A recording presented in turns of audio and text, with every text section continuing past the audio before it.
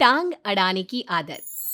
शांति का नाम वैसे तो शांति था, लेकिन ना उसकी जिंदगी में शांति थी और ना वो किसी दूसरे की जिंदगी में शांति रहने देती थी। जब देखो जहां देखो अपनी टांग अड़ाना और दूसरों की सुकून भरी जिंदगी में बेचैनी लाना, ये शांति का सबसे बड़ा शौक था। ऐसा नहीं था कि वो अपने घर में अकेली रहती थी। उसका पति था और अच्छी खासी सास भी थी।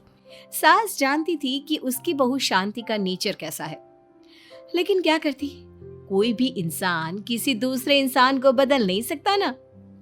शांति के आजू बाजू में जितने भी घर थे, सब घरों में सास बहू रहा करती थी, यानी कि जॉइंट फैमिली। लेकिन शांति की वजह से उनके घर में भी बहुत ज्यादा अशांति मची हुई थी। शांति सुबह सुबह निकल पड़ी मोहल्ले में बातें बनाने के लिए और जा पहुंची पड़ोस वाले वर्मा जी के घर। मिसेस वर्मा की बहू पूजा बहुत ख्याल रखती थी अपने ससुराल वालों का। अरे पूजा, क्या कर रही हो? क्या बताऊं शांति भाभी, आज वो काम वाली नहीं आई ना घर में, इसलिए बस सुबह से सफाई करने में लगी हुई थी।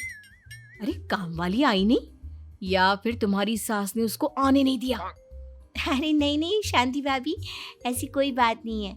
आप भी ना, मम्मी जी भला ऐसा क्यों करेंगी? अरे पूजा, तू भी ना इस तरह अपनी सास पर आंख बंद करके भरोसा करना ठीक नहीं। ये सास लोग ना बड़ी चालाक होती हैं, इनका कोई भरोसा नहीं है। कुछ ना कुछ कह दिया होगा तुम्हारी काम वाली से। नहीं नहीं शांति भाभी, आप गलत समझ रही हैं। अच्छा, अगर ऐसी बात है तो एक बात बताओ, जो काम वाली तुम्हारे घर आती है वो हमारे घर आती है, तो वो फिर आज हमारे घर कैसे आ गई? ये आप क्या कह रही हैं? वो आपके घर काम पे आई थी? नहीं तो क्या, मैं क्या ऐसी ही बातें बना रही हूँ और सुबह सुबह इतना फ्री घूम रही हूँ?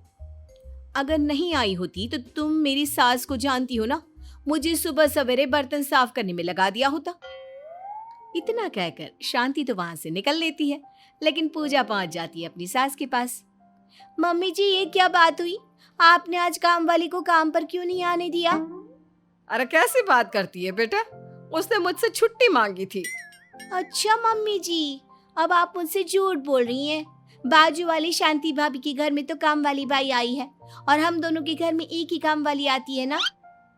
तुम्हारी बात तो सही है बेटा, लेकिन वो कल उनके यहाँ पर छुट्टी करने वाली है और उसे 2 दिन का कोई काम था।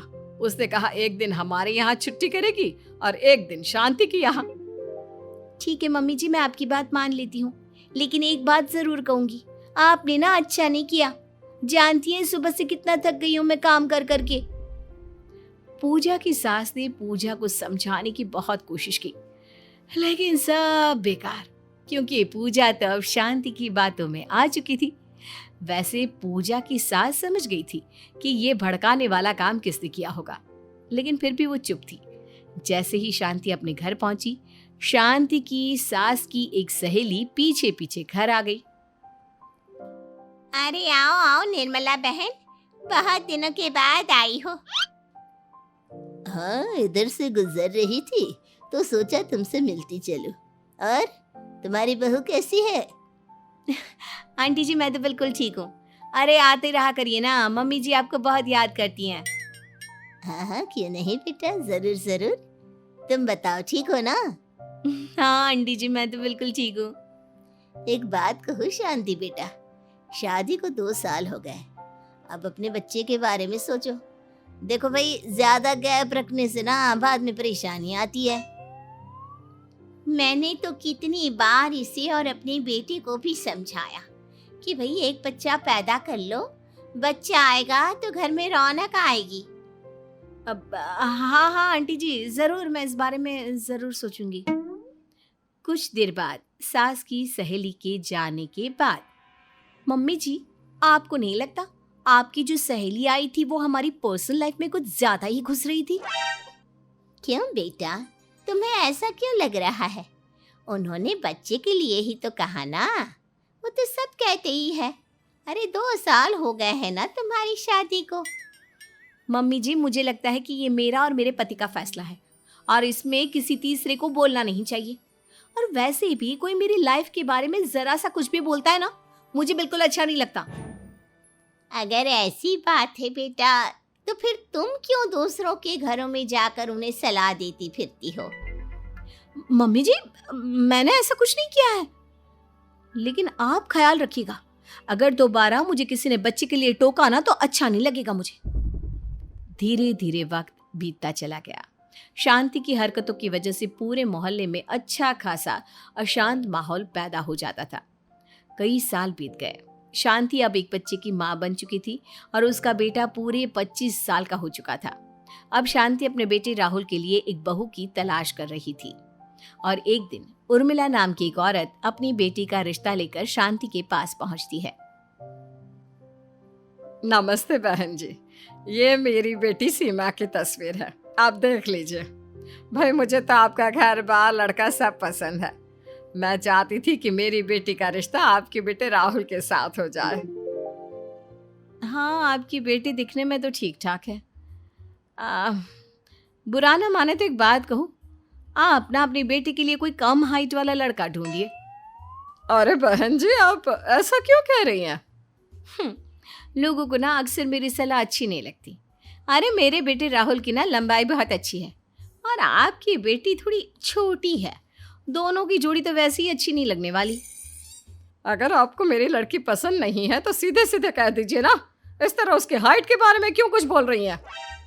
अरे मुफ्त की सलाह दे रही हूँ। और वैसे भी आपकी बेटी की फोटो देख के पता चल रहा है कि बहुत घरेलू टाइप की होगी। इसके लिए ना कोई सीधा सादा भाई साहब टाइप का लड़का ढूंढिए, वही सही रहेगा। देखिए बहन जी, अपनी सलाह आप अपने पास ही रखिए, आगे चलकर आपके ही काम आएगी। बहुत सुना था मैंने आपके बारे में कि आपकी उल्टी सीधी सलाह के चलते आसपास के लोग दुखी हो जाते हैं, लेकिन आज तो सामने सामने देख भी लिया। बहुत बहुत धन्यवाद, चलती हूँ मैं। अच्छा सुनिए, यहाँ से ना ऑटो बहुत महंगा मिलता है, पैदल निकल जाइएगा, पैसे बचेंगे आपके। आपको बहुत मजा आता है ना लोगों को सलाह देने में। भगवान करे आपके बेटे को ऐसी बहू मिले जो आपसे भी बड़ी सलाहकार हो। फिर बात करेंगे हम बहन जी। ऐसा कहकर उर्मिला वहां से चली जाती है और शांति मुस्कुराने लगती है। और फिर एक दिन, मम्मी क्या बात है, आसपास के सब लोग मुझे भी कहते हैं कि तुम्हारी मम्मी को तो सबको सलाह देने की आदत पड़ गई है। आदत क्या पड़ गई है? अरे भाई, मैं सलाह देती हूँ और दिल खोल कर ये बात कहती हूँ, इसमें परेशानी क्या है भला? मम्मी उस दिन मैंने देखा था, वो उर्मिला नाम की जो आंटी आई थी, आपने उन्हें भी बहुत कुछ कह दिया था। अरे ऐसा भी क्या कह दिया? एक तो उसकी बेटी नाटी, ऊपर से नाराज हो गई। अरे अब लंबाई कम थी तो कम थी, और कितनी घरेलू दिख रही थी वो। मम्मी मुझे आप ये बताइए कि आखिर आपको कैसी बहू चाहिए? क्या ढूंढ रही हैं आप मेरी होने वाली बीवी में? मुझे ना एकदम सोशल बहू चाहिए, अपनी जैसी, एकदम सोशल। सब लोगों से मिले, बात करे, उनकी जिंदगी के बारे में जाने। ठीक है मम्मी, जैसा आपको सही लगे। और फिर शांति देवी राहुल के लिए एक लड़की का रिश्ता ढूंढ कर लाती है। उसका नाम था सीमा। सीमा की शादी राहुल के साथ हो जाती है, लेकिन सीमा को तो पता ही नहीं था कि आखिर उसकी सीमा क्या है। वो तो शांति देवी की भी मां निकली और चल पड़ी सलाह देने, वो भी शांति देवी को। अरे मम्मी जी, ये आपने इतने चटक रंग की साड़ी क्यों पहनी हुई है? अरे क्यों बहू, इसमें क्या परेशानी है? अरे मम्मी जी, इस उम्र में इतने चटकीले रंग अच्छे नहीं लगते। आपको ना थोड़े हल्के रंग के कपड़े पहनने चाहिए। देखो बहू, मुझे मेरी जिंदगी में किसी भी तरह की दखल अंदाजी बिल्कुल पसंद नहीं है। तुम कुछ भी करो, लेकिन ये मत करना। लेकिन मम्मी जी, ये साड़ी ना बिल्कुल अच्छी नहीं लग रही है, सच्ची। अरे फिर से कहा, जाओ यहां से।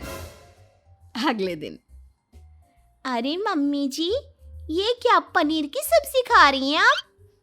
हाँ तो इसमें कौन सा जहर मिला है? अरे जहर तो नहीं है, लेकिन कितनी ऑयली सब्जी है। इस उम्र में ना थोड़ा दलिया खिचड़ी खाया करिए, ये सब आपके लिए ठीक नहीं। लाइए, हटाइए यहाँ से। और तुमसे किसी ने सलाह मांगी क्या? अरे मम्मी जी, मैं कौन सा आपसे सलाह देने के पैसे मांग रही हूँ। एक तो सही सही कह रही हूँ, आपको मानना नहीं है। देखिए, हटाइए ये सब्जी और ये लीजिए मूंग की दाल, खाइए आप। सीमा बात बात पर शांति को टोक देती थी। इसकी वजह से शांति को अब बुरा लगने लगा था और अगले दिन मोहल्ले की रहने वाली जानकी देवी गुस्से में शांति के घर आती है। अरे शांति, कहाँ है तुम्हारी बहू? जरा बाहर तो बुलाओ उसे। अरे क्या हो गया? तूफान आ गया? आसमान फट गया? इतने गुस्से में क्यों हो आप? अरे जरा अपनी बहू को समझाओ। हमारे पति को जाने क्या क्या सलाह देकर आई है। सवेरे से घर के बाहर गड्ढा खोदने में लगे हैं। क्या गड्ढा? लेकिन गड्ढा क्यों खोद रहे हैं? अरे तुम्हारी बहू ने कहा कि गीला कचरा जमीन के अंदर गाड़ दो, हरियाली बढ़ती है। तब से अपने घर के बाहर तो क्या, सबके घरों के बाहर गड्ढे खोद दिए हैं। तुम्हारी बहू को सलाह देने की कुछ ज्यादा ही आदत है क्या? हे भगवान, इसका मतलब हमारे घर के बाहर भी गड्ढा खोद दिया? तुम्हारे घर के बाहर तो सबसे बड़ा वाला गड्ढा है। मुबारक हो। मैंने सोचा था सबके साथ व्यवहार रखने वाली सोशल बहू लेकर आऊंगी, लेकिन ये तो मेरा ही सत्यानाश करने पर तुली है। सब तुम्हारे ही कर्मों का फल है शांति। तुमने भी तो पूरे मोहल्ले को सताया हुआ था, इधर की उधर करके। अब भुगतो। सास शेर तो बहू सवा शेर।